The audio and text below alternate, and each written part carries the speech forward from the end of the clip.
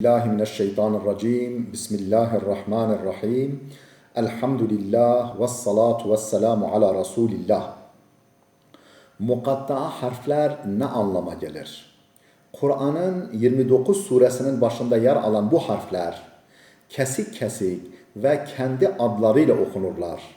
Elif, la, mim, ha, mim, yasin ve benzeri gibi.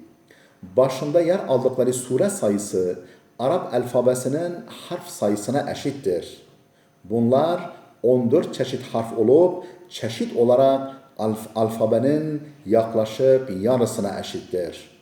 Her çeşitten de alınan yarısı alınmayanlara göre daha çok kullanılanlardır. Alınan harfler alınmayanlara göre söylenişi daha kolay olanlardır. Alınan kısım mehmuse, mechhure, şedide vesaire gibi harf çeşitlerinden çift olanların yarısı alınmış, tek olanların ise kalkale gibi ağır olanlardan yarıdan bir azı, zellaka gibi hafif olanlardan ise yarıdan bir fazlası alınmıştır. Çok ihtimalden bu güzel ihtimali yakalamak ve Kur'an'ın tamamındaki bu harflerde gözetmek, Kur'an'ın eşsizliğinin bir başka işaretidir. Kur'an'da ve Hazreti Peygamber'in hadislerinde konuya ilişkin bir açıklamaya rastlanmamaktadır. Alimler bu konuda iki ana gruba ayrılmışlardır. A. Bu harfler Kur'an'ın sırlarındandır. Yüce Allah ile Peygamberi arasında birer şifredir. Nasıl ki bir tarlaya sulama esnasında nehrin suyunun tamamı verilmeyip kaldırabileceği kadar su veriliyorsa, Allah katında bulunan bilgilerden de elçilerine lüzumu kadar verilmiştir. Peygamberler de gerçek alimler de diğer insanlara kaldırabilecekleri kadar bilgi sunarlar. B. Kur'an'ın anlaşılmak için gönderildiğinden hareketle bunlardan bir takım anlamlar çıkaranlar da vardır. Bu görüşler de şu ana gruplarda toplanabilir. 1. Bu harfler Allah'ın isim ve sıfatlarından birine işaret etmektedir. Allah bu harflere yemin ederek söze başlamaktadır. 3. Başında bulundukları surelerin veya Kur'an'ın isimleridir. 4. Bu harfler inanmayanların dikkatlerini çekmek ve Kur'an'ın kaynağına işaret etmek içindir. Kur'an ayetleri nazil oldukça Hazreti Peygamber insanlara okur, tebliğ ederdi. Kur'an karşısında aciz kalan inkarcılar ise diyorlardı ki sakın Kur'an'ı dinlemeyin, okundukça gürültü edin. Belki bastırır, galip gelirsiniz. Ancak bu harflerin yer aldığı sureler inince bu onların da dikkatini çekmiş, böylece kısa süre de olsa gürültü etmekten vazgeçerek kulak vermişlerdir. Bu harfler birer meydan okuma sembolüdür. Yani Kur'an işte bu harflerden meydana gelmiştir. Siz de ey inkarcılar bu harfleri biliyorsunuz.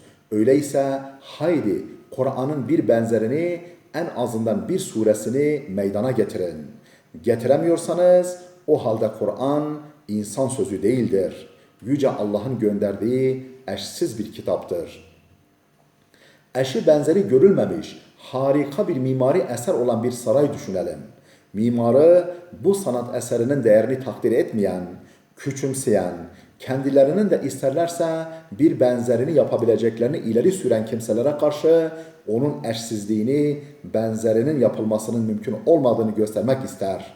Bu amaçla o sarayın değişik kapılarına sarayın yapı malzemeleri olan taş, demir, kereste ve çimento gibi unsurlardan az birer miktar koyar, bununla sarayı ve ondaki harika sanatı küçümseyen haddini bilmezlere şöyle demek ister.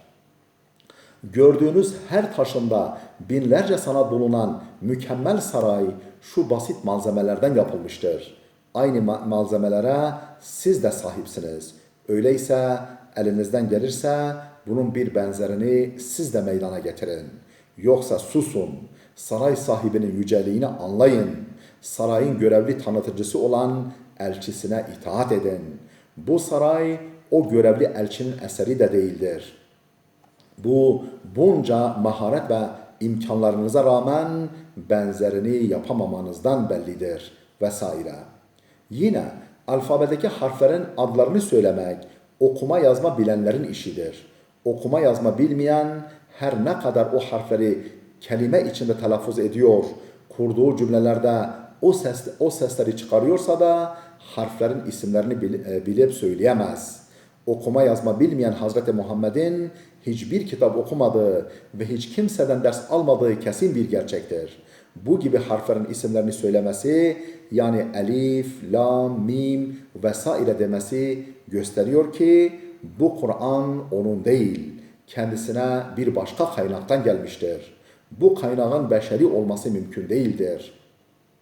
Demek ki Kur'an'daki geçmiş ve geleceğe ilişkin bütün gaybi haberleri, ilmi gerçek ve işaretleri, en doğru ve sağlam ahlaki ve içtimai ölçüleri, insanın yaratılışına en uygun ve çağlar boyunca eskimeyen kanun ve esasları bilen ve eşi benzeri görülmedik bir güzel üslup ve belagatla ifade eden Yüce Allah'tır.